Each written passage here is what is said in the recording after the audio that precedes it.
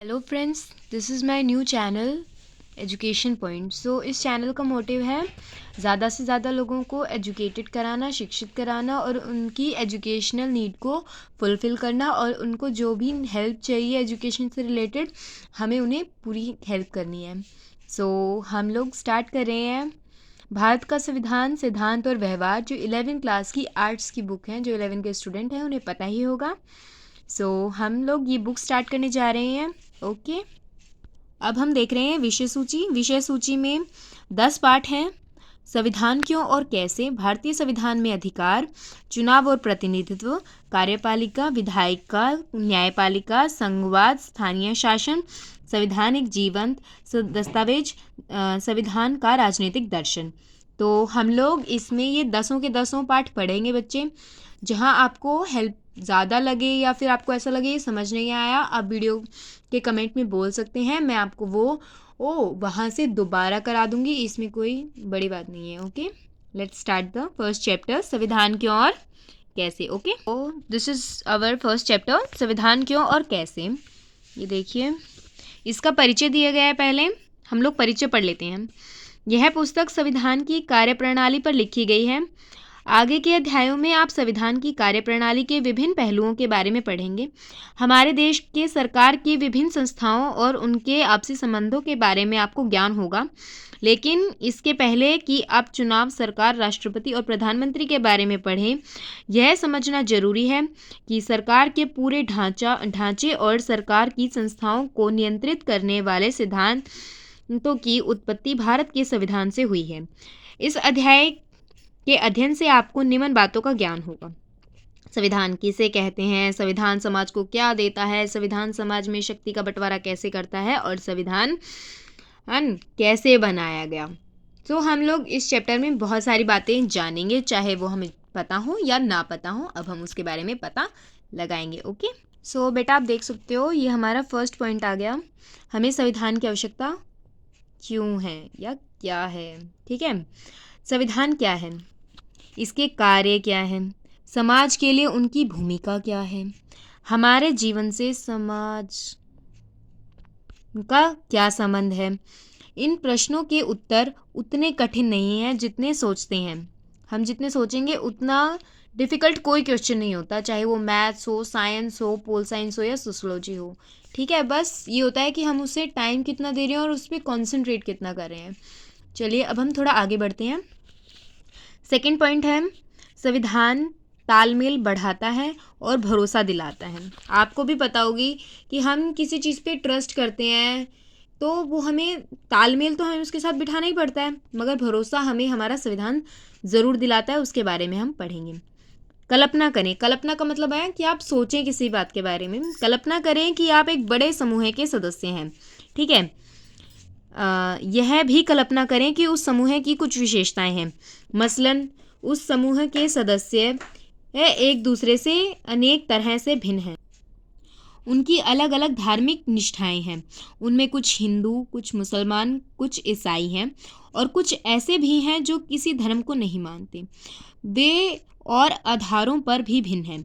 वे अलग अलग व्यवसाय करते हैं, उनकी भिन्न योग्यताएं हैं, अलग अलग शौक हैं, और सिनेमा से लेकर किताबों तक उनकी पसंद अलग अलग है।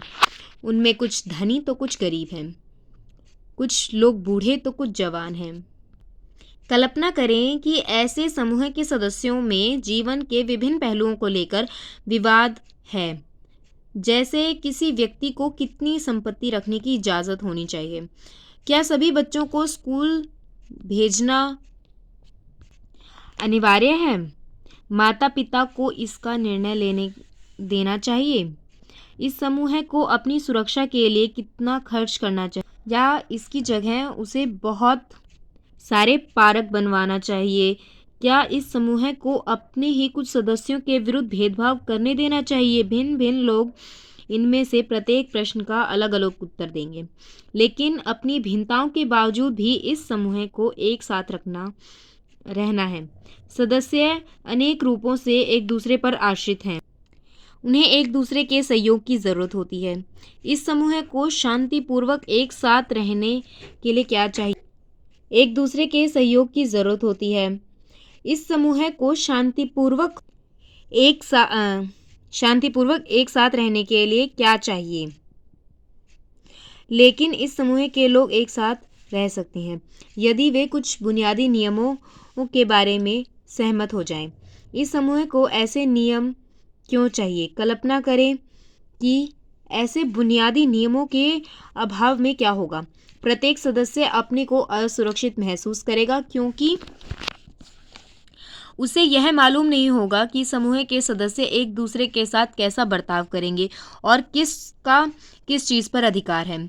किसी भी समूह को सार्वजनिक रूप से मान्यता प्राप्त कुछ बुनियादी नियमों की आवश्यकता होती है जिसे समूह के सभी सदस्य जानते हों ताकि आपस में एक न्यूनतम समन्वय बना रहे। लेकिन ये नियम केवल पता ही नहीं होने चाहिए वरना उन्हें लागू भी किया जाना चाहिए। मतलब अगर हमें कोई बात पता है और हम उसे पूरा नहीं करते तो ये ऐसा होता है ना कि बस पता है, काम चलाऊ सी चीज़ है, क्या ज़रूरत है पूरा करने की।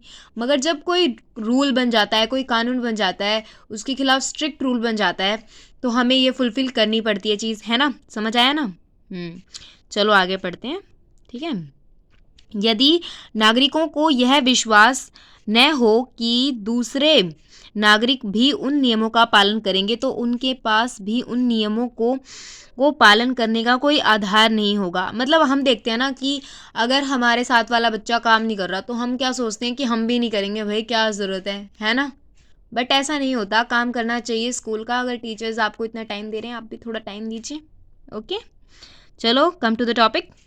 लेकिन जब यह कहा जाता है कि उन नियमों को न्यायालय में लागू किया जाएगा तो इससे सभी को विश्वास हो जाता है कि और लोग भी इन नियमों का पालन करेंगे क्योंकि ऐसा न करने पर उन्हें दंड दिया जाएगा। हमें पता है कि अगर हम लोग काम नहीं करेंगे मगर हमारी टीचर हमें डांट देगी, कोई पनिशमेंट दे देगी। मगर अगर हमारी टीचर ये कह दें कि तुम काम आज नहीं करके आए, कोई बात नहीं, कल कर लेना, कल भी नहीं करके आए परसों कर लेना। अगर हमारे टीचर्स ऐसे करते रहें, छोड़ते रहें तो हम लोग क्या होंगे, आलसी हो जाएंगे, काम करना छोड़ देंगे। उससे उनका नुकसान नहीं होगा, हमारा होगा ना। तो इसलिए ये एक एग्जाम्पल था आपको समझाने के लिए।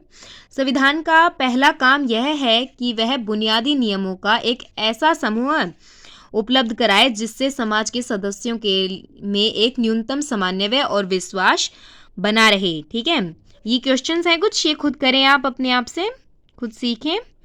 पुस्तक के इस भाग में दिए गए विचार का अपनी कक्षा में प्रयोग करें। मतलब जो आपको इसमें आइडियाज़ मिले हैं वो अपनी क्लास में ज़रूर यूज़ करें, यूटिलाइज करें। पूरी कक्षा वाद विवाद करके उन निर्णय पर पहुंचने की कोशिश करें जो इस स्तर में सभी पर लागू होंगी। ये निर्णय निम्नलिखित के बारे में हो सकते हैं। कक्षा प्रतिनिधि का चुनाव कैसे हो? कक्षा प्रतिनिधि पूरी कक्षा की ओर से कौन सा निर्णय ले सकता है? कुछ ऐसे भी निर्णय हैं जिन्हें कक्षा प्रतिनिधि पूरी कक्षा से परामर्श किए बिना नहीं ले सकता। यदि और लोग उससे सहमत हों तो आप इनमें और बातों के लिए, पिकनिक और यात्राओं के लिए पैसे जुटाने की योजना भी जोड़ सकते हैं। इसका ध्यान रखें कि इसमें वे बातें भी हो जिन पर पहले मतभेद रहा हो। यदि आवश्यकता पड़े तो इन निर्णयों को कैसे बदला जाए पर इन सभी निर्णयों को कागज़ पर लिख लें और इसे नोटिस बोर्ड पर लगाएं। इन निर्णयों को लेने में आपको किन कठिनाइयों का सामना करना पड़ा।